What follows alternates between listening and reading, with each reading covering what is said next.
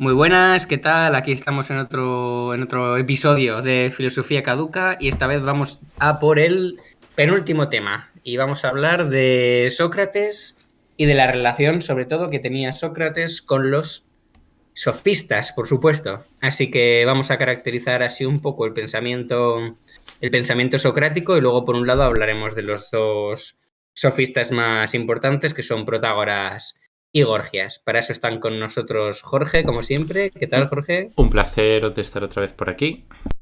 Está Iván, invitado cada vez más frecuente. ¿Qué tal? Hola, muy buenas tardes. Pluriempleado ya, sí, en esta empresa.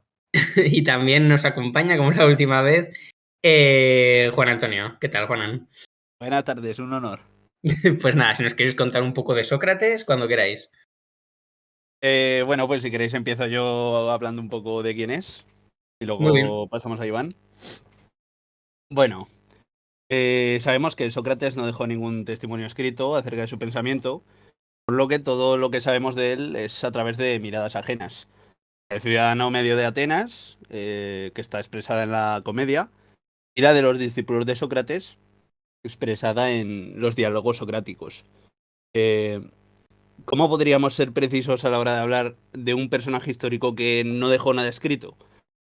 ¿Cómo podemos saber quién fue realmente Sócrates?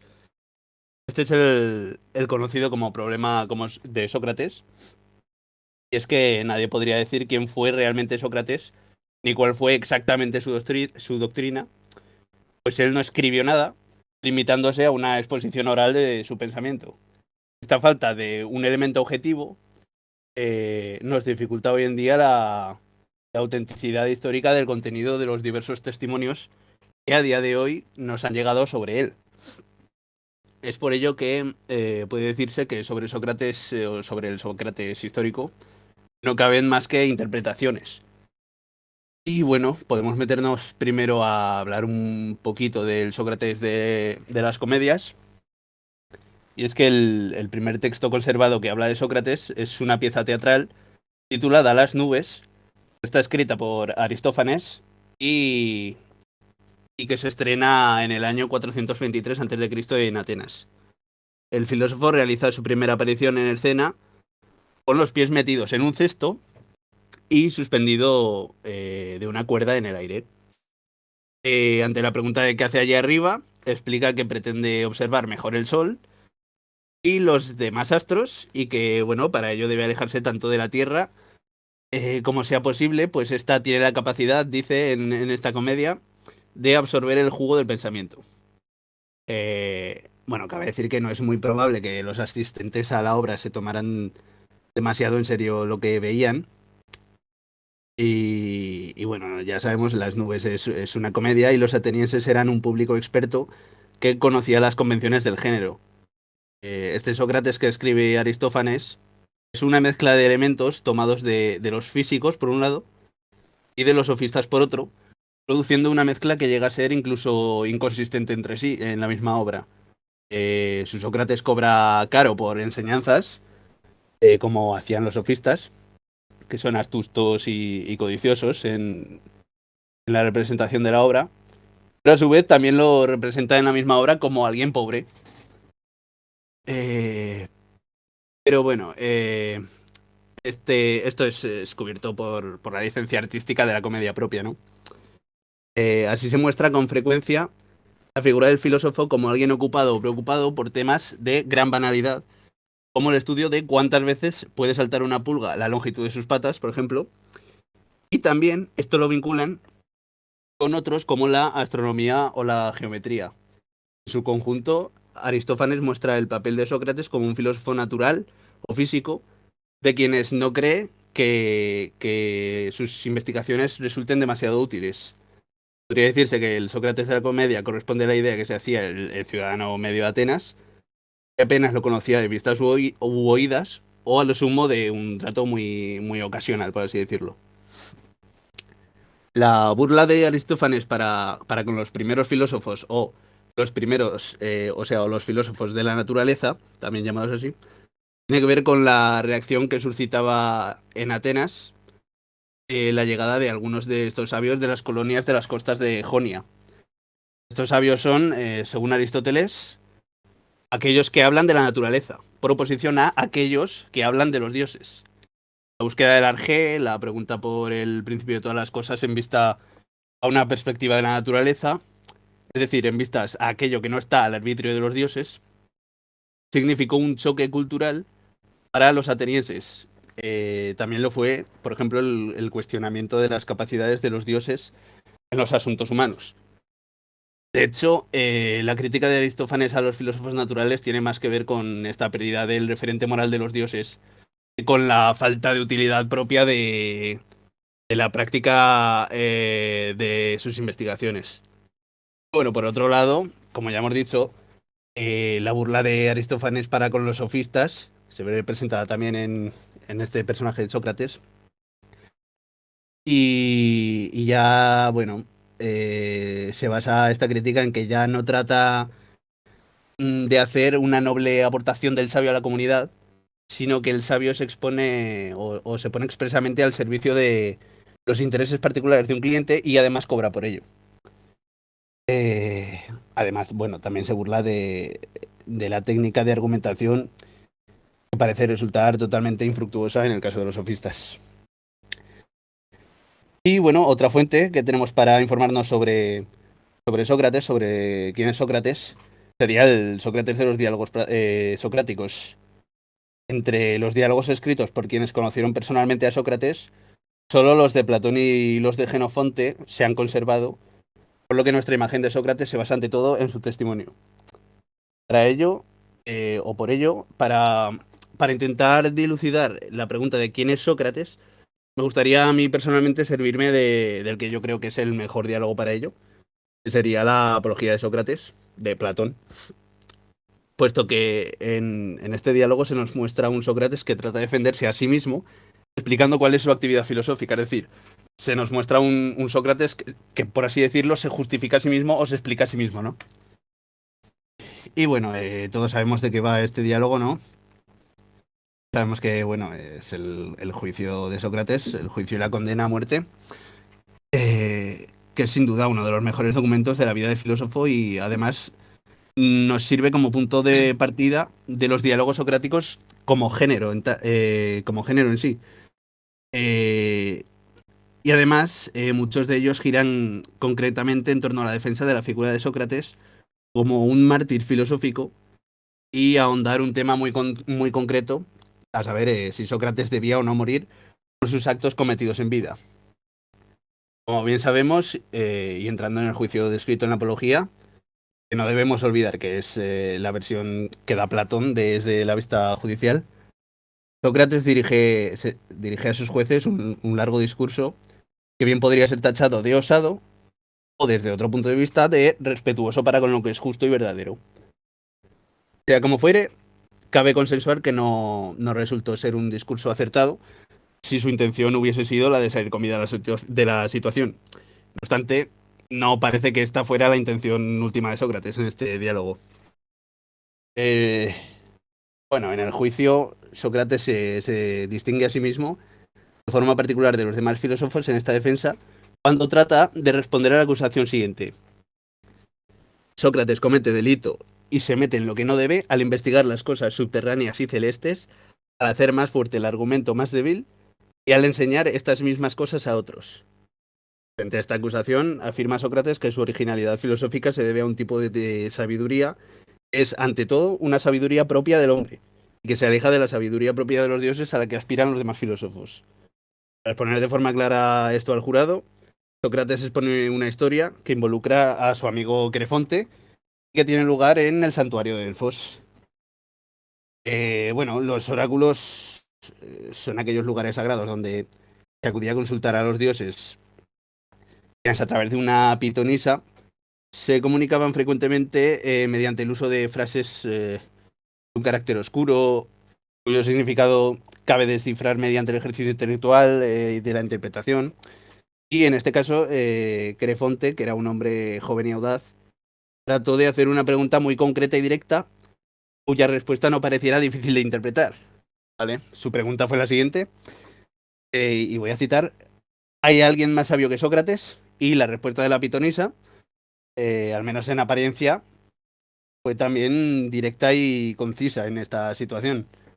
La respuesta es: nadie es más sabio que Sócrates.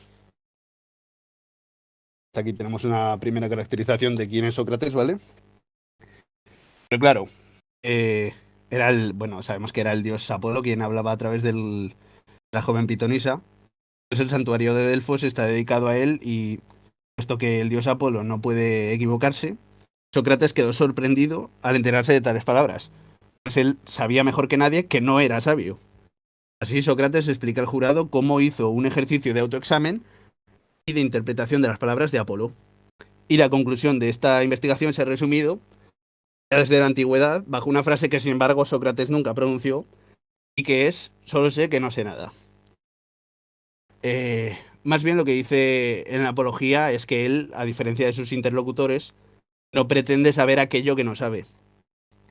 De hecho, en su discurso Sócrates establece una relación inversa entre lo que alguien cree saber y lo que realmente sabe, dando a entender que entre los más modestos se encuentran aquellos que son más sabios.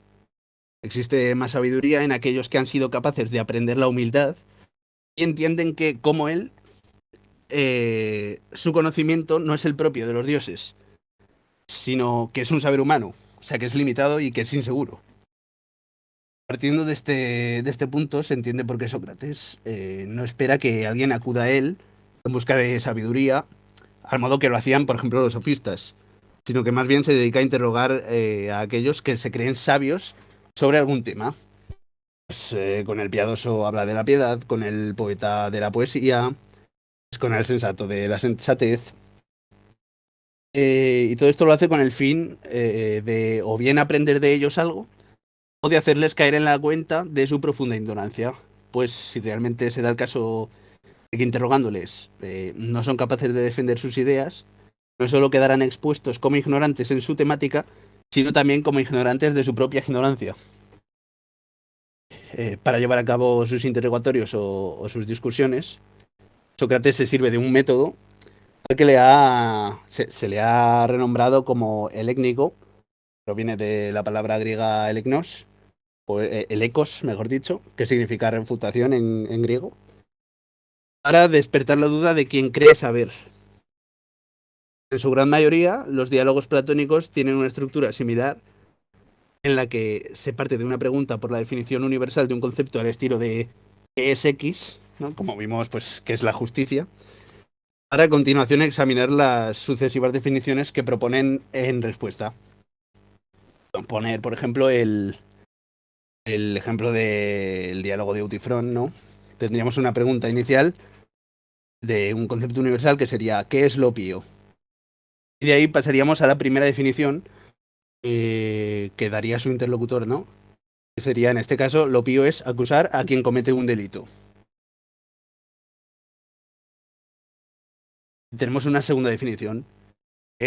Lo pío es lo que agrada a los dioses. Frente a esta segunda definición, viene una segunda refutación. Es que unos dioses consideran pías unas cosas y otros otras. Las mismas cosas entonces serían pías e impías. Frente a esta segunda refutación, tenemos una tercera definición. Sería lo que agrada a todos los dioses es pío y lo que es odioso a todos, impío. Frente a esta tercera definición tendríamos una tercera refutación. En este caso, no porque una cosa agrada a los dioses espías, sino que más bien porque espía agrada a los dioses. Aquí estamos viendo un poco cómo funciona su modus operandi, su método, ¿vale?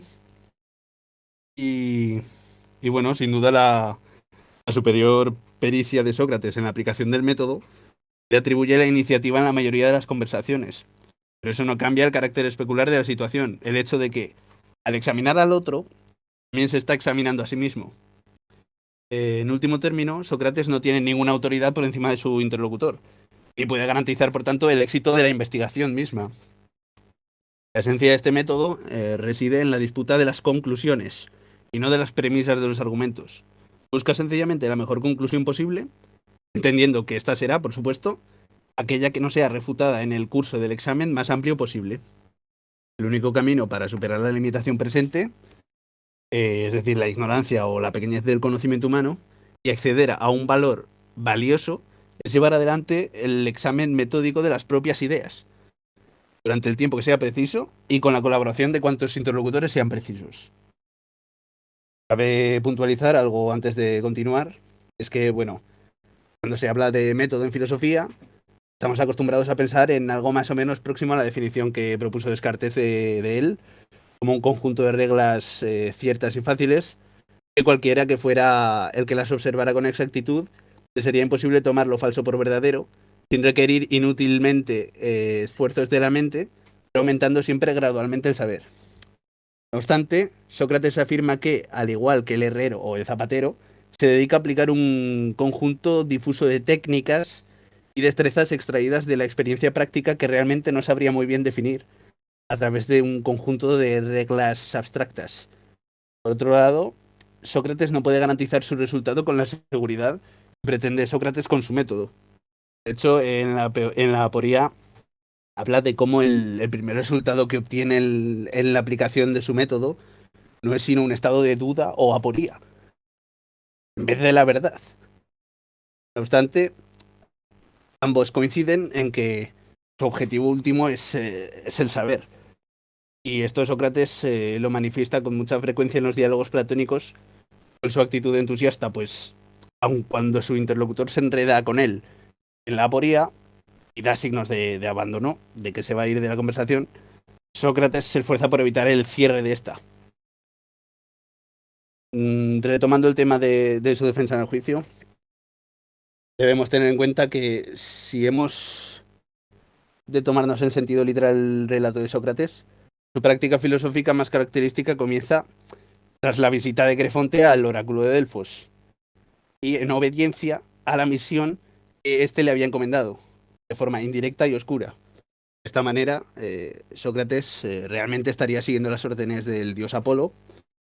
Y bueno, no obstante, es razonable pensar también que la actividad filosófica de Descartes es anterior a esta encomienda, aunque sea solo para justificar por qué Crefonte hizo esta pregunta al oráculo de Delfos. Aún así, Sócrates del dios también le ha llegado por otros caminos, por otros medios, la encomienda del dios, como a través de sueños dice, o mediante un daimonion, también comenta que le acompañaba desde la infancia y tomaba la forma de voz que escuchaba en su interior. Eh, alegaba, alegaba sin duda que no estaba siendo impío, sino que realmente llevaba a cabo el cometido de Apolo. Eh, claro, es que cabe recordar que en la teoría Sócrates trataba de defenderse de cargos presentados que apelan cuestiones religiosas de fe. O sea, citando de forma literal, Sócrates delinque corrompiendo a los jóvenes y no creyendo en los dioses en los que la ciudad cree, sino en otras divinidades nuevas. Y sin embargo, sus últimas palabras insisten en que eh, todo cuanto ha hecho para haberse acusado en un juicio por impiedad, lo ha hecho realmente por obediencia a un dios. Claro, si sigue insistiendo en esto, nadie le iba a creer. Las palabras exactas son, y cito, no me creeréis o no me creéis pensando que hablo irónicamente. Y pese a ser esta la única vez que Platón pone esta palabra en boca de Sócrates, la ironía se ha tornado como un recurso frecuente a la hora de hablar de la figura de Sócrates. La ironía tiene su origen en uno de los personajes habituales de la comedia griega antigua, el Eirón, cuyo rasgo característico consistía en ocultar o rebajar engañosamente sus verdaderas habilidades con el fin de sacar ventaja al pretencioso Alazón, su pareja en el escenario. Aristófanes sitúa directamente al ironista entre los mentirosos, los timadores y charlatanes. Se discute si este es el sentido que debe darse a la palabra ironía, cuando otros personajes de los diálogos socráticos lo acusan de ella. Es posible que quienes no hayan tenido mucho trato con Sócrates lo acusaran de mentiroso, pero ya no tanto que lo hicieran personas que lo conocían también como sus discípulos. Tal vez por eso la mayoría de los intérpretes optan por situar la ironía socrática más cerca del significado que dará Aristóteles unos años después, Es probable incluso que Sócrates hiciera una contribución importante a este cambio en el sentido de la palabra. Y el cambio en cuestión se resume en que todo aquello que el Eiron de las comedias se esfuerza por ocultar, el ironista de Aristóteles lo muestra bien claramente para quien lo quiera o pueda ver. Es decir, ambos ironistas aparentan ser menos de lo que son, mostrando una modestia excesiva, pero uno lo hace con la intención de engañar y el otro no. Esta supresión del ánimo de engañar explica el ennoblecimiento de la ironía, que pasa de ser una marca de distinción y de refinamiento. Y bueno, me gustaría destacar de nuevo la relación estrecha que guarda la ironía que Aristóteles veía en Sócrates con la modestia.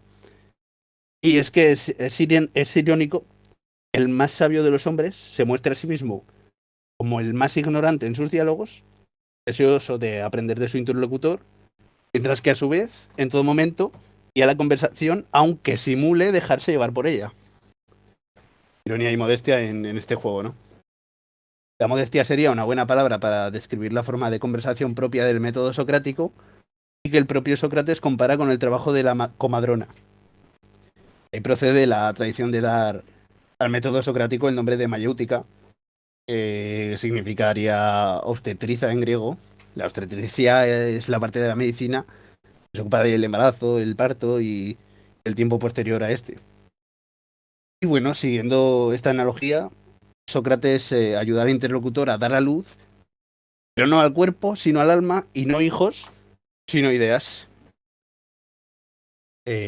Resulta también tan modesto como irónico el hecho de tener una actitud filosófica que da paso al cuestionamiento del sentido común, cosa que frecuentemente lleva a la burla y a la risa.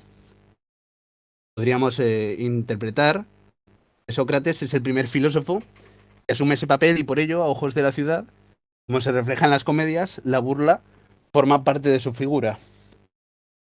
Al ser sentenciado a muerte en el juicio, cabe girar la vista para contemplar si bien el hombre va a morir, la figura de Sócrates puede encontrarse ya en sus discípulos. El maestro deberá buscarse ya no en Sócrates, ya no en un Sócrates histórico, sino en autores posteriores como Platón, Genofonte o Cicerón, pues mueven sus hilos de acuerdo al legado de su método, un estilo de vida examinada continuamente y una manera específica de amar el saber. Volviendo a la pregunta inicial, ¿quién es Sócrates? ¿Es un mártir filosófico? ¿Es un hombre sabio y virtuoso que logró ser coherente con sus pensamientos hasta el fin de sus días? ¿O es acaso un símbolo, ya sea del ideal filosófico o de la decadencia del espíritu griego? Sobre el hombre y la figura, caben interpretaciones muy diversas, pero un hecho es claro. Sin duda, el nombre de Sócrates es crucial para el desarrollo de toda la filosofía occidental. Y para hablarnos más de su influencia y de la figura de Sócrates, voy a ceder mi palabra ya a Iván. Muy bien, pues muchas gracias, Juanan, por Nada, tu aportación brillante, la verdad, como siempre. Es un gusto escucharte. gracias. Y ya que has sacado el tema final de la mayéutica socrática, del método de Sócrates, me gustaría leer un breve fragmento del libro de Marzoa, donde resume muy bien esta cuestión. Dice, volvamos finalmente a la ya esbozada crítica de Platón a los sofistas. Decíamos que Platón comparte en cierta manera con ellos la pretensión de un saber que no es ninguno de los saberes particulares, de los saberes de las cosas, pero que Platón reprocha a los sofistas el que éstos atribuyen a ese saber algunas de las características de los saberes de cosas. Ahora podemos precisar esto diciendo que los sofistas tratan de ese saber como si fuese, aunque no necesariamente dicen que es, un saber positivo, tético, mientras que para Platón solo puede ser un saber eléctico, es decir, de refutación, y anairético, es decir, de supresión, de abolición. No en el sentido de que refute esto o lo otro como falso, sino en el que cuanto él mismo reconoce, ese sistema, cuanto es sólido y firme solo para que, y en el sentido de que, su disolución no sea trivial no sea la trivial detección de un error, sino el esencial sustraerse propio de la verdad. Por eso mismo, cuanto quepa hacer en el sentido de transmitir ese saber, nunca será comunicar ni demostrar tesis alguna, sino solo preguntar para que el interlocutor produzca aquello que en ese mismo preguntar y responder ha de ser refutado. Bien, dicho esta cita que me parece pues muy sintética, así un poco marzoana, ¿no? Como es siempre Marzoa, lo primero que quiero hacer antes de entrar en harina es utilizar perniciosamente este trampolín del pensamiento denominado filosofía caduca para tirar beef a hashtag Twitter Filosofía. Y es que un usuario dice lo siguiente, dice, no os fiéis de los filósofos contemporáneos que usan palabras en griego antiguo. No saben de lo que hablan, solo están desviando la atención de un problema para convertirlo en una carencia del lector por no haber conectado de manera profunda con autores clásicos. Titiriteros. Bien, básicamente a mí me llamó la atención y quisiera contestar a este alegato, ¿no? Por ejemplo, no hay que irse muy lejos. Hay términos de la filosofía contemporánea que no se traducen. El ejemplo claro es Dasein. O sea, a día de hoy ya está consolidado que Dasein es Dasein. No se traduce por ser ahí, ni por existencia, ni por nada. Dasein es Dasein. ¿Por qué? Bueno, eso está por ver, ¿no? O está por discutir, o cada uno que lo piense. Pero claro, yo creo que traducir, por ejemplo, el concepto de noein griego como mente es de tal violencia hermenéutica que haría que Edipo se recolocara los ojos para volvérselos a arrancar de cuajo. O sea, en fin. Entonces, ¿por qué debemos conservar los conceptos originales, en este caso los conceptos griegos, y recuperarlos, y nombrarlos, y decirlos, y no tomar las traducciones directamente? Bueno, pues en primer lugar yo creo que porque nos pueden hacer la de San Jerónimo, ¿eh? Y con esto los que sepan la traducción de San Jerónimo ya saben a lo que me refiero. Porque el lenguaje, las palabras, encierran mundo y la traducción, de algún modo, desmundifica ese significado originario de ese mundo. Lo traduce al nuestro y se pierden rastros, aspectos que son fundamentales. Y en tercer lugar, porque la erudición y el camino del saber necesita del manejo de diversas lenguas para ampliar el horizonte interpretativo de la realidad y, por ende, de la comprensión de la realidad de lo real en toda su pluralidad. Bien, hechas ya las arengas dialécticas contra ese pozo de los bienaventurados llamado hashtag Twitter Filosofía, vamos a pasar a la enjundia. A ver, a mí me han dicho que presente la sofística. Bueno, bien. Además, me voy a desquitar con el capítulo anterior, porque empezamos bien. Bueno, sofos y sofía no significan eso que dicen como sabio ni sabiduría, sino que el sofos es el experto o el diestro y la sofía sería algo así como la destreza o la pericia. ¿Por qué? Porque este saber no es tematizante. Vamos a intentar explicar lo que significa tematizante. Bien, tematizar es problematizar teóricamente algo. Ejemplo popular futbolístico para que todo el mundo lo entienda. Messi juega al fútbol sin tematizar y, sin embargo, Xavi, que es entrenador, no juega al fútbol, pero tematiza ese juego. No sé si este ejemplo es más claro, yo más claro no lo puedo poner. Entonces decimos, el saber es un saber habérselas con las cosas. Por ejemplo, el zapato no es reconocido verdaderamente en su ser cuando se tematiza y decimos, un zapato es pues una plantilla que es de piel y lleva unos cordones, eso ya es tematizar el zapato, sino que pues eh, digamos que digamos que el zapato no es reconocido verdaderamente en su ser cuando se tematiza y se le convierte en un tema de consideración, sino que el ser del zapato se reconoce cuando uno se lo pone. Ese es el ser del zapato.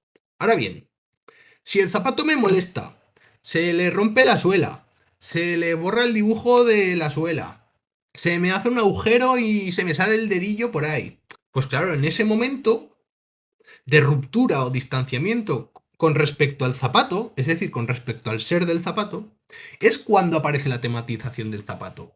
Justamente cuando ya no es un zapato, cuando ya es otra cosa, ya es un desecho, una basura, algo que hay que cambiar, que ya no es útil para mi finalidad. Bien, ¿qué tiene que ver todo esto con los sofistas? Pues bueno, pues porque en este tipo de saberes, es este tipo de saber, por ejemplo, quien sabe de colores es el pintor, quien sabe de letras y poemas es el poeta. O sea, el sofós es el diestro, el experto, el perito en algo, que será el carpintero en la madera, el herrero en la acuñación de espadas o el marinero en la navegación, ¿vale? ¿Cuál será entonces el saber que se dedique no a navegar, ni a hacer zapatos, ni a acuñar espadas, ni a componer epopeyas, sino a hacer saber?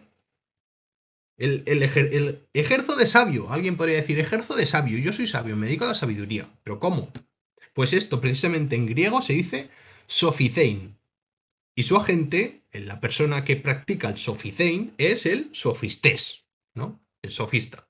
Bien, ya hemos visto la aparición del concepto de sofista y de la sofística. Perfecto. ¿Qué tiene que ver con Sócrates y Platón? Bien, el nervio ciático, digamos, de la crítica de Platón a la sofística es que el sofista pretende ser maestro de un saber que no es un saber de las cosas. Y sin embargo, lo tratan como si fuese un saber positivo, eficaz, traíble, llevable, transmisible. Entonces, ¿de qué trata? ¿O cuál es el objeto del saber del sofista? Que es una pregunta que se le hará Sócrates a muchos sofistas, ¿no? ¿Tú de qué vas? ¿No? ¿Tú a qué te dedicas? ¿Tú qué eres? ¿Qué puedes aportar? Bien, la respuesta más habitual a la pregunta de cuál es el objeto del saber del sofista es la de tecné politiqué, es decir, la técnica política o la episteme política, según se mire. El saber político, vamos. ¿Qué consiste en la pericia del decir? Es decir, en persuadir, en seducir. En otras palabras, el sofista es aquel que posee el saber del experto en exponer, en hablar, en convencer, en persuadir a una asamblea, a un conjunto de personas. Y esto es a lo que llamamos el experto en retórica. Y así es como lo plantean los diálogos socráticos. Bien. ¿Qué diferenciará entonces el saber filosófico del saber sofístico? Pues partiendo de que ambos buscan lo fundamental, es decir, el conocimiento del fundamento último de las cosas, entre comillas, podemos decir, porque ambos buscan el saber, pero ya hemos visto que los sofistas tienen un uso muy utilitarista, por así decirlo, del saber. Diríamos que mientras que Platón y Aristóteles nos llevan por la vía de la aporía, del mito y de una búsqueda del saber que se agota en su propio camino, del deseo del saber, es decir, que no va a ninguna parte, entre comillas, que no llega a un puerto, que no llega a ser útil definitivamente, o que no tiene un fundamento final último, sino que es una constante revisión y una constante búsqueda, de ahí las aporías, y de ahí los mitos, etc. Por contra, los sofistas postulan un saber fundamental, constante y sonante, ¿no? Real, al alcance de la mano de cualquiera que pueda pagarlo, que eso también es clave. Entonces, este saber que venden los sofistas consiste en que consiste en enseñarte a que te vaya bien en la polis, porque te promete la capacidad de persuadir o convencer, con un modelo muy económico, es decir, de medios fines, con el argumento más débil conseguir la argumentación más fuerte que cale entre los ignorantes. Claro, esa es la clave que va a venir después, ¿no? Porque el que sabe de retórica solo sabe de retórica y no sabe de otra cosa. Entonces, frente a un médico no tiene nada que hacer. Sino, precisamente la retórica funciona frente a los ignorantes, porque a esos es fácil persuadirlos. Porque saben lo mismo que tú de lo que estás hablando. Es decir, nada. Bien. Entonces, visto esto, y antes entraría con nuestros amigos los sofistas que nos han traído hoy, que son, vamos a hablar de Protágoras y de Gorgias. quiero comentar la diferencia o la dicotomía que se introduce justamente en esta época en Grecia, con la aparición de los sofistas y la diatriba con Sócrates, que es la diferencia entre physis y nomos, es decir, entre naturaleza y ley. Conservo los términos griegos por lo que vamos a ver. Physis es naturaleza, pero también es apertura, nacer, crecer, brotar. Nomos es repartir, distribuir, dar a cada uno lo suyo, poner a cada uno en su lugar, tener lo que te toca. Nomos es tanto el reparto como la parte que a algo o a alguien le toca en él, es decir, es el estatuto o la ley. Bien, entonces, esta contraposición entre lo natural y lo legal, ¿no? O lo de la polis, lo propio de la polis y lo propio de la naturaleza, es creada en la sofística y es creada en este debate. Vamos. Entonces, como decimos, el sofista tiene un saber no particular de las cosas y ejerce la pregunta por el ser como la pregunta por lo ente.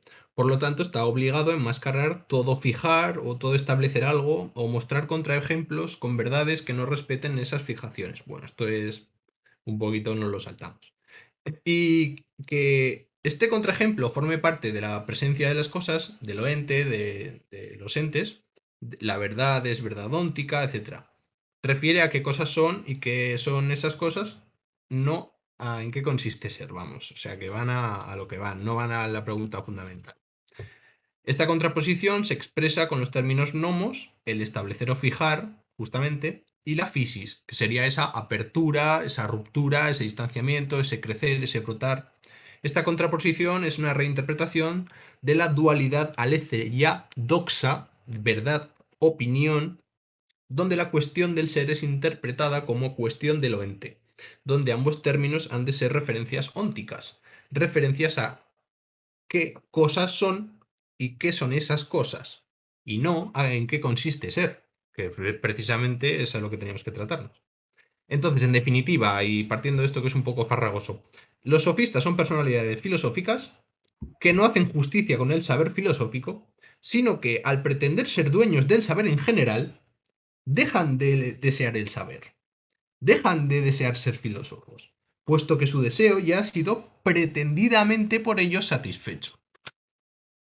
Y entonces aquí ya, si queréis, podemos hablar de nuestros panas los sofistas, de los que nos traen la maravillosa temario de oposiciones, como son Protágoras de Abdera, Gorgias de Leontinos, y creo que no vamos a hablar de Antifonte y Trasímaco, porque, entre otras cosas, yo todavía no he llegado a leer hasta ahí, y creo que nadie se la prepara, así que los vamos a dejar, porque si no esto se nos iría de madre. Así que nada, Víctor, Jorge, cuando queráis, nos presentáis a estos queridos amigos y si tenemos algo que decir al respecto, pues ya lo comentaremos, ¿vale?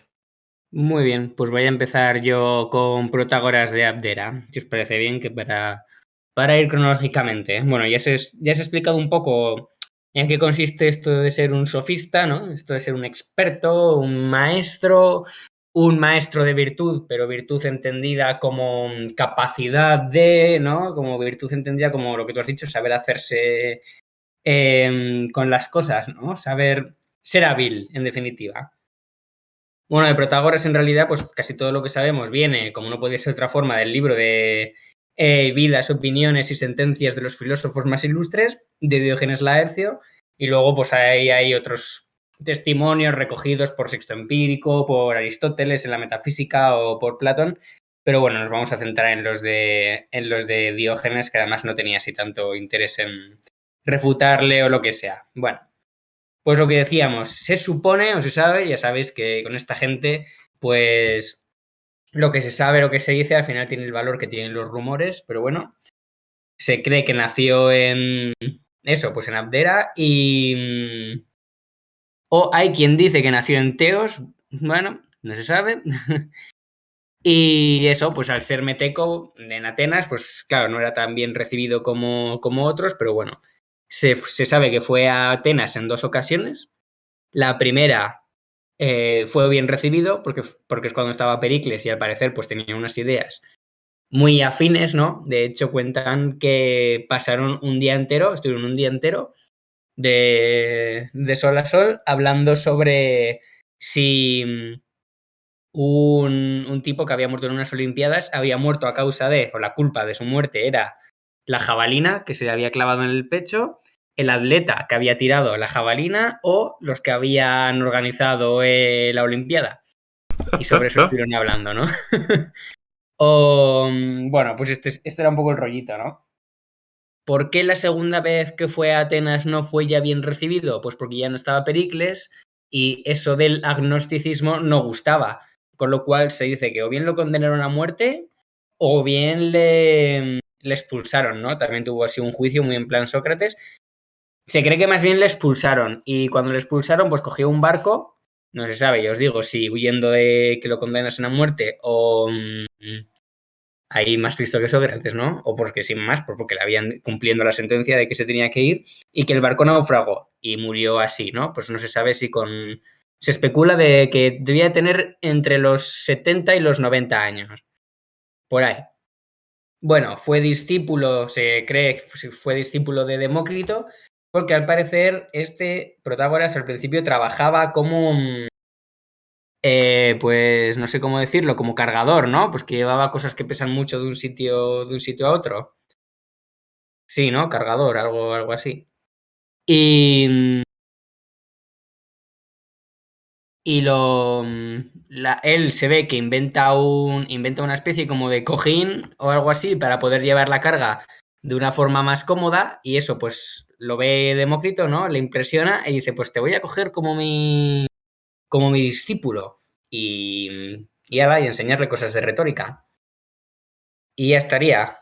Y a partir de allí, pues se dedica a ir durante, pues eso, unos 40 años por las ciudades más importantes, enseñando a la gente a, a debatir bien y a hablar bien en los juicios, que a raíz de Pericles, a raíz de la democracia de Pericles, pues el tema de hablar en los juicios, el tema de convencer a la gente, de seducir con argumentos, pasa a ser mucho más importante que antes, porque claro, ahora tienes que convencer a la gente, no basta con mandar, porque se supone que todos son iguales y tal, con la democracia de Pericles, ¿no? Un ejemplo de la genialidad de Protágoras hablando y enseñando retórica, ¿no? Se ve que tenía un discípulo que, según quien le preguntes, pues, bueno, se supone que se llamaba Evatlo, ¿no? Que da exactamente igual, ¿no? Pero bueno. Y la idea era que el tío, como no ganaba ningún juicio, se negaba a pagarle a Protágoras. Y entonces Protágoras lo que hizo fue decirle, pues te voy a llevar a juicio, yo. Y si te gano el juicio, pues tendrás que pagarme, porque para eso te he ganado el juicio, y así lo dicta la ley. Y si ganas el juicio tú, tendrás que pagarme, porque habrás ganado un juicio, con lo cual me tendrás que pagar. Ahí está bastante listo él, ¿no? Pues solamente un ejemplo, ¿no? De cómo se las gastaba. Luego también, pues se supone que Protágoras es el primero al que se le ocurre lo de cobrar, lo de yo te enseño lo que tú quieras, pero me vas a tener que pagar, eso seguro. Aunque se ve que solamente le pagaban si ganaban o si conseguían lo que Protágoras había dicho que iba a conseguir, si no, pues parece que no. Era ahí una cosa un poco más dura, ¿no? Dicen que cobraba bastante. 100 minas, nos dice Diógenes Laercio, no sé cuánto debe ser eso, pero se ve que era bastante, que era gente... se llegó a hacer bastante rico, al parecer. Y la segunda vez que fue a Atenas, pues eso, lo acusaron de impiedad y tal. La frase más famosa que tiene es, ya sabéis, ¿no? Lo de homo mensura, el hombre es la medida de todas las cosas, que esto pues hace referencia a, bueno, sobre esto pues claro, se puede interpretar muchísimo, y mucha gente ha hablado sobre esta frase, pero lo que seguro que sabemos qué significa, vamos, lo que yo creo que es indudable es pues el tema de que es relativismo, ¿no? De que ya no es un filósofo de la naturaleza, ni tampoco es un Sócrates intentando llegar a la verdad última de las cosas, sino que es consciente, pues sencillamente, de que la verdad será, pues, según sea para quien lo mira, ¿no? Pues si eres muy fuerte, pues un saco determinado te parecerá que pesa poco y si eres muy débil, pues para ti pesará mucho. ¿Cuánto pesa el saco? Pues depende, ¿no? De quién lo esté levantando. Pues eso es un poco la idea, ¿no? Ese relativismo propio los sofistas, que también lo aplica a la forma de los juegos del lenguaje para convencer, al escepticismo en la posibilidad de explicar el mundo, ya que, bueno, yo creo que también entra aquí un poco en juego el haber visto la sucesión de teorías de los presocráticos acerca de cómo se podía explicar el mundo, ¿no? Tanto Sócrates como Protágoras son conscientes, que por cierto se conocieron, son conscientes de que si se puede conocer el mundo, desde luego ellos no van a poder. De que no tiene tampoco mucho sentido arriesgarse y mojarse con teorías como que todo es agua o etcétera, porque no lo vas a saber nunca. Entonces, pues eso, solo sé que no sé nada o nunca voy a poder conocer el mundo de verdad. Y quien dice el mundo dice la ética y dice la política, es decir, el bien, ¿no? Ni el mundo ni el bien. Y luego, pues es lo mismo aplicado a los dioses, el agnosticismo. No me la voy a jugar a decir si los hay o si no los hay, porque puede ser que sí y puede ser que no, y no se puede saber, ¿no? Muy, muy escéptico todo esto, claro. También se sabe que fue, como le daba tantísima importancia al lenguaje, ¿no? Pues se ve que es de los primeros que intentan analizarlo, de los primeros que intentan dividirlo, ¿no? Y entonces dice Protágoras que existen 4 formas lingüísticas, ¿no? 4, bueno, divide la oración, las clases de oraciones, en 4 partes posibles, ahí muy a los pragmáticos, ¿no? En filosofía del lenguaje. Los usos del habla, ¿no? Los actos del habla, que los divide en, según Laercio, ruego, pregunta, respuesta y precepto. Y luego hay otros que dicen que las dividió en 7 partes, que son narración, pregunta, respuesta, precepto, pronunciación, ruego y vocación. Así que ya veis, el primero ahí en intentar un poco analizar cómo funciona el lenguaje. Por cierto, se dice que quien le acusó de impiedad y por lo que tuvo que huir de Atenas y por lo que al final murió, fue el mismo Evatro, al que se la jugó ahí con lo del juicio, vaya. Fijaos qué coincidencia, ¿no? Tan particular. Y bueno, os puedo leer el epigrama que le dedica a Diógenes Laercio. Os lo leo. Moriste, oh Protágoras, ya viejo, en viaje ausentándote de Atenas. Huir te deja el pueblo de Cécrope, y tú también huiste de la ciudad de Palas, mas huir de Plutón ya no pudiste. Vale. O sea que se ve que intentó escapar de varios sitios. Una pena por Protágoras. Sí, F. Y ya no sé qué más se puede comentar. Ah, bueno, os puedo decir los libros que se supone que los libros que quedan de él según Laercio y que, pues, a ver, evidentemente pues no nos queda nada, entre otras cosas porque al parecer cuando condenaron a Protágoras pues se desharían de los libros, ¿no? Sí. Los quemarían. Platón mandó quemar todos. Menudo. Y esos libros pues eran El arte de disputar, claro, por supuestísimo, ¿no? De la lucha, a lo mejor aquí hablaba del tema de los contrarios, ¿no? Viniendo de Demócrito y esta gente, pues de la lucha, bueno, de la dialéctica, ¿no? Seguramente yo creo que por ahí va un poco también Protágoras. De las matemáticas, de la república, de la ambición, de las virtudes, ahí hubiéramos visto virtud en qué sentido, ¿no? Del estado de las cosas en el principio, de las cosas que hay en el infierno, de las cosas no bien hechas por los hombres, preceptivo, juicio sobre la ganancia y 2 libros titulados De contradicciones. Y ya está, eso es un poco todo lo que se puede comentar sobre Protágoras. Ah, bueno, el que le encargó, como era muy amigo de Pericles le encargó hacer la constitución de una colonia, de Turios, y ahí fue donde, pues, por primera vez se ve que se impuso la educación obligatoria, porque Protágoras le daba muchísima importancia a la educación, pensando seguramente, pues, que si la gente era capaz de razonar mejor, pues que las sociedades serían seguramente mejores y no pasarían cosas, digamos, tan truculentas como lo que al mismo luego le pasó, que tuvo que huir a causa de la intolerancia religiosa de los atenienses. Así que eso.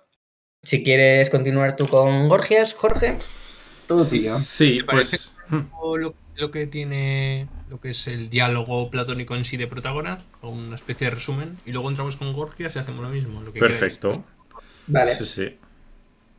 Vale, pues el diálogo de Protágoras se supone que es de los más antiguos de Platón, es decir, que es del Platón joven, ¿no? Que es de los primeros que escribió. Y básicamente es Sócrates que se encuentra con un amigo y le pregunta, ¿qué es un sofista? No, le dice algo así como, le dice el amigo, ¿te has enterado, Sócrates? ¿Te has enterado? ¿Quién ha llegado a la ciudad? Y le dice, que sí, tranquilo, que ya sé que es Protágoras. Dice, vale, vale. Dice, pero ¿sabes que está en casa de Calias, el hijo de Hipónico? Dice, sí, sí, ya lo sé, ya lo sé. Dice, pues venga, vamos, ¿no? Vamos ahí ¿qué? A darle mal, ¿no? Es buenísimo ese principio de diálogo. Sí, sí, sí, sí. Claro, y le dice Sócrates al amigo antes de llegar a la casa, ¿eh? Y dice, ¿pero qué es un sofista? Y le dice su amigo, pues hombre, un sofista es el conocedor de las cosas sabias, es el entendido en hacer hablar hábilmente. Claro, los sofistas sabían muchas cosas, sabían música, sabían gimnasia, sabían astronomía, sabían de tácticas militares de guerra, es decir, no eran ningún orzopencos, sabían un montón de cosas. Y el que más, Hipias, por cierto, yo creo que Hipias es como el que más sabía en general, de saberes particulares, no de saberes generales, sino particulares. El caso, que van Sócrates y el amigo a la casa esta de Calias, donde está Protágoras, y se encuentran, pues lo típico, que un corralito que tenían las casas por dentro, un círculo y todos sentados ahí alrededor. Y entonces, pues, se le pone a preguntar Sócrates, ¿no? Dice, Protágoras, que tú dices que enseñas. ¿Qué enseñas, Protágoras? ¿Tú a qué te dedicas? ¿Qué haces como sofista? Y le dice Protágoras que él, pues, enseña una buena administración de los bienes, de modo que pueda él dirigir óptimamente su casa y acerca de asuntos públicos para que la persona que aprenda de él pues pueda ser más capaz en la ciudad, tanto en el obrar como en el decir. Y entonces le dice Sócrates, o sea, que enseñas ciencia política, le dice, enseñas ciencia política y haces buenos ciudadanos a los hombres. Y entonces aquí viene un poco cuál es el Sancta Santorum, ¿no? El núcleo del diálogo, que es la cuestión de la virtud, ¿no? Del arete, de si es enseñable o no, porque Protágoras dice que la puede enseñar porque hace buenos a los hombres, y para ser bueno uno tiene que conocer el bien, y ahí hay un problema gordísimo que van a intentar discutir, ¿no?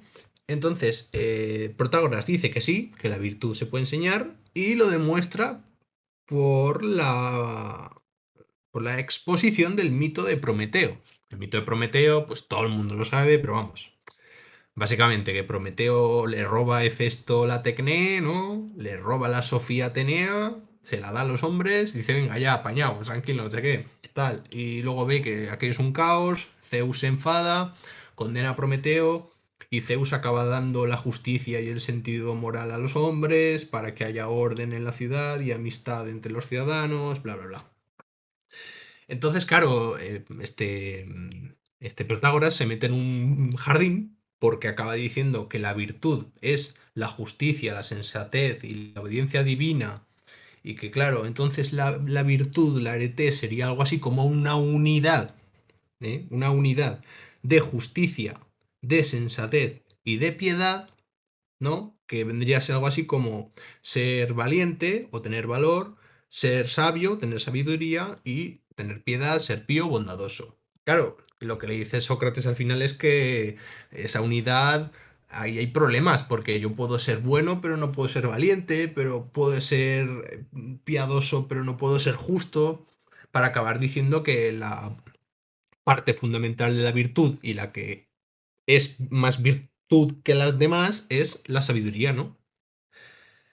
Porque, claro, ahí lo que ponen de manifiesto es qué relaciones guardan entre sí estas partes de la virtud, cuál sería la primordial, en qué medida son contradictorias, etcétera.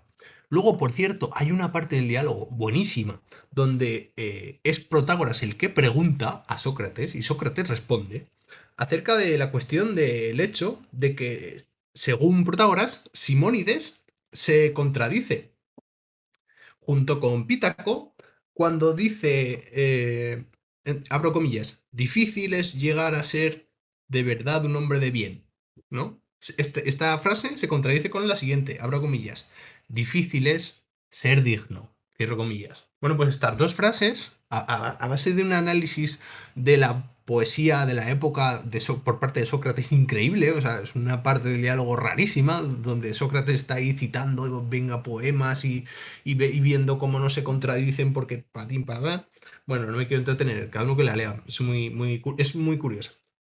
La cuestión, y ya resumiendo, en conclusión, la virtud para Sócrates no es una episteme, no es una ciencia, no se puede enseñar porque tiene elementos contradictorios y no es posible fundamentar su unidad racionalmente, básicamente. Entonces ya, si queréis, hablamos del amigo Gorgias. Y Gorgias también tiene un diálogo con su título por parte de Platón. Lo que pasa es que es un diálogo que le hace poco favor a Gorgias y a Platón sí, en el sentido de refutar o plantear el pensamiento de Gorgias, dado que apenas habla 2 frases porque queda como un tonto, ¿no? Igual es una manera un poco de ridiculización. Realmente la mayoría del diálogo del Gorgias es con otra gente que está presente en la habitación, o al menos eso es lo que hace Platón. Polo y Calicles. Con Polo y Calicles, efectivamente. Que Polo es un inútil de cuidado. Bueno, oye, hay que estar ahí, hay que estar ahí. Sí. A ver, el Polo que nos vende Platón.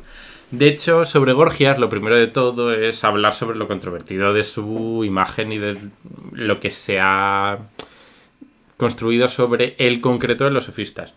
Está la vertiente o la visión de que siempre han sido, de que eran unos ricos, que se ganaban, como ha dicho Víctor sobre Protágoras, pues la vida, que se ganaban la vida de esa manera, está claro, ¿no? Dando clase y cobrando por ello. Pero que la cantidad de dinero que recibían por ello es lo que está un poco en duda. Por parte de la versión más clásica es que Gorgias, esta persona que vivió en Leontinos, que está en Sicilia, en la costa de Sicilia, y que luego vivió y donde ya cobró bastante dinero, pues es en la Grecia clásica, que también era Leontinos, pero bueno, en la Grecia continental, por así decirlo, se mandó construir una estatua de oro macizo, de su tamaño, lo cual estaríamos hablando de una cantidad irrisoria de dinero que permitiría a Gorgias construir esa estatua y consagrarla como ofrenda en el santuario de Delfos, que es lo que se supone que hizo, a los dioses, además. Pero hay otras versiones, o la versión clásica, la versión más crítica con eso sí que la difunden los discípulos de Gorgias, de los que luego os hablaremos. Principalmente de los más reconocidos son Hipócrates, el famoso médico, y Sócrates, que este no es tan conocido, pero que lo voy a citar simplemente un poco para que veáis, porque era un fiel seguidor de Gorgias. Y igual, ya que de Gorgias no se conserva apenas nada, de Isócrates se conserva algo más, pero bueno, tampoco mucho. Pero para que se vea un poco. Y Isócrates sí que dice, está la cita, que dice Isócrates, que no hizo una gran fortuna, sino que Gorgias, que ganó más que ningún otro, ya reconoce que Gorgias era el más rico de los sofistas, estaba soltero y sin cargos familiares, y no hizo o no realizó una clara ostentación, como es lo que defiende Isócrates, como sí que plantea la tradición más clásica sobre los sofistas. Se dice de Gorgias que vivió casi los 100 años, lo cual también nos hablaría de una persona bastante mítica en ese sentido. Posiblemente no sea verdad todo lo que se dice de Gorgias, pero bueno, se dicen tantas cosas que es curioso. Se dice, y esto también es interesante. Bueno, vamos a ir, antes de los datos así un poco más chorras, vamos a ir primero de todo a en qué se basa Gorgias. Yo creo cuál es el punto interesante de ver en Gorgias. Gorgias es el fundador, si lo queremos decir así, de la oratoria epidíptica. ¿Qué es esto? El género demostrativo que luego habla Aristóteles, o epidíptico. No es deliberativo, no estamos intentando pensar sobre el mundo, ni estamos intentando, ni siquiera se podría decir dentro de la retórica judicial. forma parte de la retórica orientada al gusto, a convencernos sobre cosas, bueno, no al gusto, no, a las opiniones, a la opinión, más digámoslo así mejor que al gusto, a cosas pasadas sobre las que hay que cambiar de opinión. O la gente tiene que tener una opinión clara sobre ello. De ahí viene la obra más famosa, conservada, que no de la que se habla. No hablo aquí del famoso sobre la naturaleza o el no ser, que es la obra más famosa, pero que no está... Sí que parece que está claro que la escribió Gorgias, pero no queda ni rastro de la misma. Sino el elogio de Helena o el encomio de Helena, que es la obra más reconocida, que sí que parece que la autoría, al menos por parte de la mayoría de expertos en hermenéuticos de la actualidad, sí que se la identifican o sí que la identifican con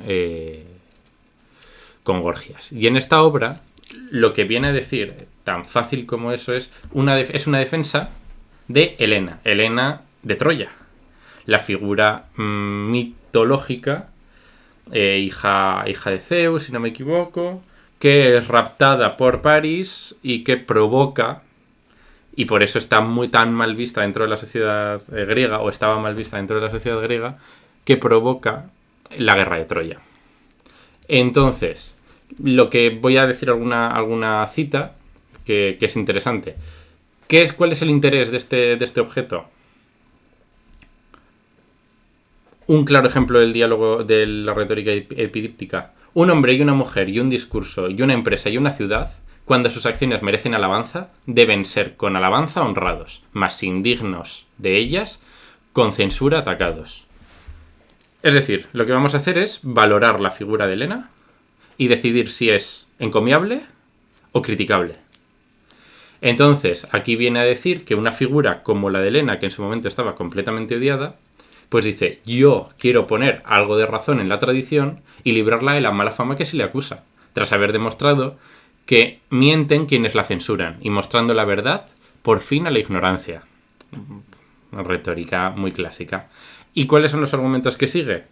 Pues los argumentos que sigue son clásicos argumentos que luego veremos reflejados más en su filosofía, que es un poco la reducción al absurdo y falacias de consecuencia, falacias de... ¿cuál es el...? No sé si... Aquí ayudadme, porque no sé cuál es el término correcto, pero él se dice que inventa la falacia clásica y que utiliza continuamente de ¿cómo es posible que de verdad os podéis creer que una persona tan bajita haya conseguido matar a una persona tan alta? Pues la falacia de incredulidad, llamémosla de alguna manera así, pero es este tipo de argumento de cómo puede ser que no cabe en nuestra... no es verosímil. ¿El Misericordiam puede ser? De misericordia, sí, puede ser. El espantapájaros no es, ¿no? O sea, que te creas la idea de algo pero tergiversada y a partir de ahí... No es un tanto un hombre de paja, sino como un... duda de la verosimilitud del discurso. Y pues sería un poco conspiranoico en este sentido, ¿no? Podrías apuntándonos a las modas contemporáneas de terminología.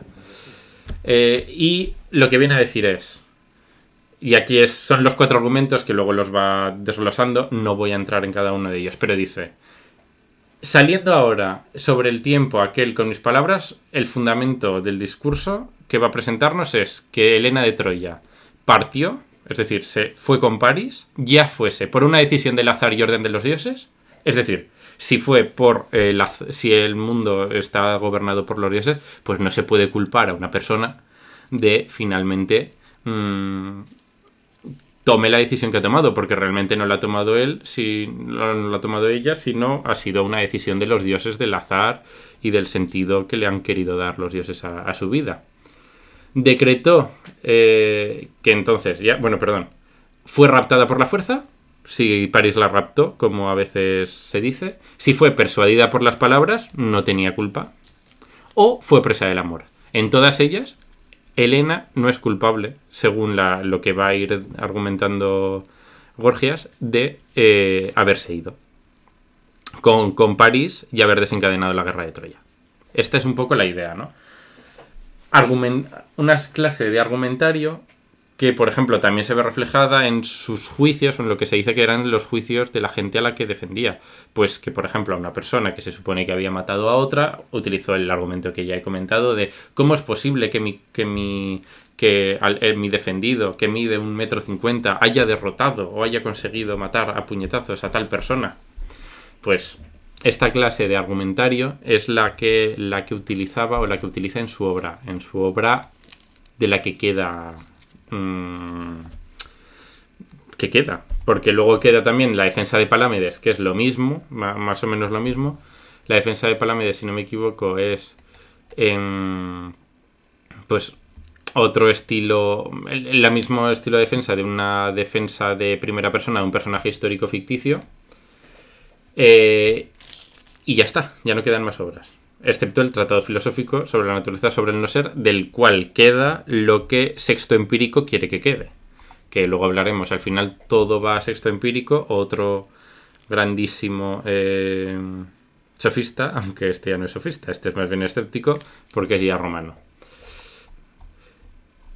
bueno, helénico, aunque ya del imperio. Sobre este Gorgias, no tanto filósofo, sino más sofista clásico, si es que se puede hacer la división, mostrar que Isócrates, su sucesor, tomó, y es quien más quedan textos de este tipo, la idea de las famosas defensas o críticas, que tienen tanta tradición dentro de lo que se llaman los discursos de logógrafo, ¿no? Que son, pues, defensas de juicios, como diálogo epidíptico. Contra Eutino, primera obra de Isócrates. Contra la restitución de dinero en favor de un tal Nicias. Pum. El demandante no tenía testigos que presentar y Isócrates apoya en la pertenencia de su razonamiento. Pues, primera. Contra Calímaco. Otra. Contra Logites. Sobre el trofeo, donde defiende al hijo de Alcibiades. Que bueno, Alcibiades, otro criminal de guerra griego. La trapecítica, contra un banquero que rehusó devolver un depósito. La eginética, sobre un tema de herencia en la ciudad de Ática. Todos estos diálogos son... todos estos textos judiciales o encomios o críticas es la tradición que deja Gorgias dentro de su escuela. Pero la escuela filosófica es la que no tiene tanta repercusión, al menos directa, en Grecia, pero sí en planteamientos posteriores. De hecho, Gorgias es considerado por Colli el inventor de la reducción al absurdo. ¿Por qué? ¿Qué es Gorgias? Es, primero de todo, un discípulo de Empedocles, pero principalmente de la escuela de Parménides, es decir, de la escuela eleata. Eleata, sí. Eleata, sí, estaba aquí dudando por un segundo. Entonces, ¿qué tiene esto de interesante? Que su principal obra, el famoso Sobre la naturaleza o sobre el no ser, que Sexto Empírico traduce más o menos las ideas, ya que no, como tal, no ha quedado resto, no ha quedado más resto de ella, es una crítica continua y se puede entender desde un punto de vista, yo creo que el más interesante, una ridiculización de Parménides. Es un llevar al extremo los planteamientos de Parménides para intentar ridiculizar y llevarlos al completo absurdo. De hecho, una de las posturas más interesantes que creo yo sobre esto la plantea un filósofo bastante, bueno, un lector bastante interesante de Gorgias, que es, Albizu, que es un español, que entiende que llevar al extremo los planteamientos de Parménides defienden la posición de que el ser existe, efectivamente, pero por desgracia para él caen en un esencialismo tal que también permiten ser negados desde su propia convicción. Así, Gorgias crea de forma consciente e intencionada una confusión lingüística dentro de los planteamientos de Parménides que parece difícil o que prueban difícil justificar una argumentación seria sobre este tema y que le dan que realmente no está intentando demostrar que el no ser no exista, sino que es una especie de escenificación del teatro del absurdo filosófico. Lo que quiere hacer Gorgias no es demostrar que el no ser no existe, porque no es algo que le importe lo más mínimo, sino que demuestra la vacuidad, o lo que intenta demostrar es la vacuidad con la que se puede hablar de la existencia de las cosas. Así, Sexto Empírico pues dice una serie de... recoge de una manera bastante interesante las tres tesis famosas de Gorgias, que son el nada existe, si algo existiera no podría ser conocido por el hombre, y si algo existiese y pudiese ser conocido sería imposible expresarlo con el lenguaje a otro hombre. Si queréis podemos entrar en alguno de estos argumentos, en el primero y en el segundo. Yo mi intención es solo entrar en el tercero, ya que el primero y el segundo no dejan de ser una ridiculización mediante la reducción al absurdo, dividiendo, complejizando sobre lo dicho por Parménides. Es decir, viene a ser argumentos muy típicos del estilo, aunque no eran típicos en ese momento. No puede, si es eterno o es engendrado, si es una cosa no puede ser la otra, si no son ambas entonces ¿qué es? Son esta clase de argumentos. Si es múltiple o es único, al final en el ser no existe, y si existiese no podría ser conocido por el hombre, que también sigue la misma construcción. La más interesante es, yo creo, la tercera. Si algo fuese conocible, sería incomunicable, que de hecho yo creo que es para lo que más se toma Gorgias en su versión, en su tercer apunte, que es el que ha retomado la filosofía de la ciencia, la filosofía del lenguaje, perdón, en algunos momentos, etc. Esta tesis voy a leerla. El medio con el que nos expresamos es la palabra, y esta no es lo subsistente y el ser. Por tanto, no expresamos los seres reales a nuestro prójimo, sino palabras que son distintas a la realidad subsistente. Hasta aquí, nada que yo creo que pueda ser... aunque ya hay una carga bastante fuerte en todo lo que dice. Pero, continuemos. Pues tal como lo visible no puede transformarse en audible y viceversa, así el ser no puede transformarse en palabra nuestra, pues subsiste fuera de nosotros. Aquí ya se complica un poco. Y no siendo palabra lo real, no puede ser manifestado a los demás. La palabra, en efecto, se organiza por las impresiones de los objetos exteriores sobre nosotros. Aquí ya hay un saltito, ¿eh? Es decir, por las sensaciones. Pues de la acción del sabor surge en nosotros la palabra que expresa tal cualidad. A las palabras a los significadores les crecen las palabras. Y de la impresión del color, la palabra del color. Si esto es verdad... Un metafísico. ¿Eh? El gran santo metafísico. Sí, un poquito, ¿eh? Si esto es verdad, no es la palabra representativa del objeto externo, sino que el objeto externo es revelador de la palabra. Esta frase es buena, ¿eh? Va. Y por lo tanto, ni aún se puede decir que, tal como subsisten los objetos visibles y los audibles, suceda así con la palabra también. De manera que pueda, por ser subsistente y real, revelar los objetos subsistentes y reales. Pues si también subsiste la palabra, en tal caso, es cosa diversa de los otros subsistentes, de las cosas mismas. Y sobre todo, difieren los cuerpos visibles de las palabras, pues lo visible se percibe con un órgano distinto al que se percibe la palabra. Por ello, la palabra no puede expresar la mayor parte de los objetos subsistentes, excepto palabra en sí. De la misma manera que ni aun estos pueden manifestar unos la naturaleza de los otros. Aquí, Yo sé, todo esto. irónicamente o no. No. Ah, vale. O sea que tiene mucha chicha. Sí, esta es un poco la interpretación de gesto empírico, ¿no? Yo creo el primero y el segundo son más clásicos, incluso se podrían decir que parecen argumentos teológicos clásicos.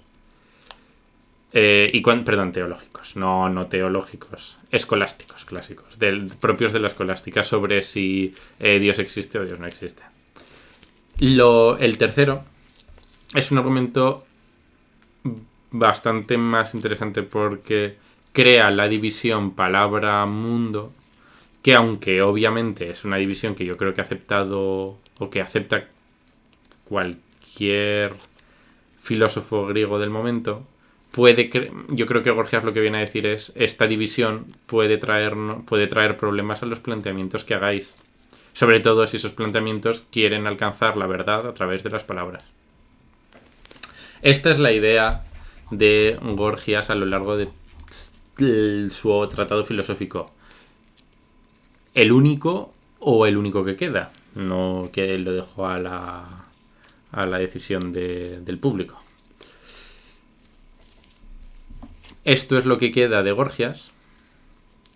Y tampoco, si nos quieres hablar un poco sobre el diálogo de Platón. Sí, yo lo resumo, vamos, rápido y veloz. Díganos. Pues mira, el Gorgias, el tema es la retórica, ¿vale? El tema fundamental es la retórica. No aparece esas tesis ontológicas, que esas las recoge Secreto Empírico, como has dicho tú. Y básicamente están Sócrates y Querefonte, que son buenos panas, y Polo y Calicles, que son pues los discípulos de Gorgias y están pues lo típico, todos ahí en el corralito, charrando, uno enfrente de otro, se tiran beef y demás. Entonces, lo mismo, ¿no? Sócrates le pregunta a Gorgias que a qué se dedica, que cuál es su labor, y entonces le dice que el objeto del conocimiento del sofista son los discursos, ¿no? Los discursos que capacitan a los hombres para hablar mediante la retórica. Aquí aparece el concepto clave. Y entonces dice Gorgias que la retórica es el mayor bien porque procura a los hombres la libertad, la capacidad de dominarse a sí mismos, la capacidad de dominar a los demás en la ciudad, porque tienen la capacidad de persuadir, etcétera, ¿no? Entonces, claro, dice Sócrates, Sócrates le dice que entonces el retórico es capaz de persuadir a los ignorantes en la esfera pública y que no enseña nada. La retórica no enseña nada, no es un discurso sobre las cosas. Solo te encamina a creer A o a creer B en función de los intereses que correspondan al que está hablando, ¿no? Y hace parecer sabio a alguien frente a los ignorantes. Bien, para Sócrates, la retórica es una especie de práctica de producir agrado y placer. Ojito, ojito lo que le está diciendo, ¿eh? Porque compara la retórica, que es como el ejercicio del sofista de Gorgias, la compara con la cosmética o con la cocina, es decir, con el arte culinario, porque únicamente sirve para dar placer, generar momentos placenteros, y que eso ni es bien, ni es justo, ni es nada, ni hace buenos a los ciudadanos, ni nada, simplemente les ayuda a tener cierto placer. Bien, después de esto tiene un debate con Polo sobre la cuestión de si es peor cometer injusticia o sufrirla. Y obviamente, pues desde el punto de vista de Polo, Polo es la persona normal que dice, yo prefiero dar latigazos a que me los den a mí, no te jode. Y Sócrates le dice, no, pero ten en cuenta, Polo, que desde el punto de vista del alma, lo peor es cometer injusticia y no ser ajusticiado. Es decir, cometer la injusticia y no pagar la pena, porque entonces estás viviendo en injusticia y no hay mayor mal para el alma. Y después de esto, pues sería cometer injusticia y pagar la pena. Y por último, el menor de los males sería sufrir injusticia. De ahí que Sócrates diga que es mejor sufrir injusticia que cometerla. Porque es más feliz aquel que no tiene maldad en el alma. Claro, pero es que este tipo de discursos son de un, son de un calado tan moral, que hoy en día, con el relativismo sofisticado que tenemos en la sociedad actual, es como, no sé, un discurso de curas prácticamente. Pero bueno, después de este discurso con Polo sobre la cuestión de la injusticia, debate con Calicles y ahora, en lugar de... Bueno, con Calicles habla de cuestiones del bien, del placer, del dolor, del sufrimiento, de la justicia, de la virtud, bla, bla, bla. Calicles, lo interesante que tiene, y voy a leerlo, es que en la cita de, lo voy a decir, 492a, ahí Calicles inaugura el proto-superhombre nietzscheano, o Übermensch para los amigos alemanes. Voy a leer a Calicles para que veáis un poco, para establecer similitudes con el superhombre nietzscheano, porque lo describe tal cual. O sea, yo no sé Nietzsche si leyó esto, yo creo que sí, pero lo plagió de todas. Lo leo y acabo. Dice Calicles, precisamente eso es lo que dice Sócrates. Pues, ¿cómo podría ser feliz un hombre si es esclavo de algo? Al contrario, lo bello y lo justo por naturaleza es lo que yo te voy a decir con sinceridad. A saber, el que quiera vivir rectamente debe dejar que sus deseos se hagan tan grandes como sea posible, y no reprimirlos, sino que, siendo los mayores que sea posible, debe ser capaz de satisfacerlos con decisión e inteligencia, y saciarlos con lo que en cada ocasión sea objeto de deseo. Pero creo yo que esto no es posible para la multitud.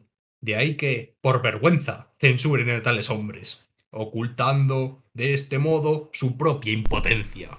Buenísimo, buenísimo, buenísimo. Afirman que la intemperancia es deshonrosa, como yo dije antes, y esclavizan a los hombres más capaces por naturaleza. Y como ellos mismos no pueden procurarse la plena satisfacción de sus deseos, alaban la moderación y la justicia a causa de su propia debilidad. Porque para cuantos desde el nacimiento son hijos de reyes, o para los que, por su propia naturaleza, son capaces de adquirir un poder, tiranía o principado, ¿qué habría en verdad más vergonzoso y perjudicial que la moderación y la justicia, si pudiendo disfrutar de sus bienes, sin que nadie se lo impida, llamaran para que fueran sus dueños a la ley, los discursos y las censuras de la multitud? ¿Cómo no se habrían hecho desgraciados por la bella apariencia de la justicia y de la moderación? Al no dar más a sus amigos que a sus enemigos, a pesar de gobernar en su propia ciudad? Pero Sócrates, esta verdad que tú dices buscar es así, la molicie, la intemperancia, el libertinaje, cuando se les alimenta, constituyen la virtud y la felicidad. Todas esas otras fantasías y convenciones de los hombres contrarias a la naturaleza son necedades y cosas sin valor. Punto final.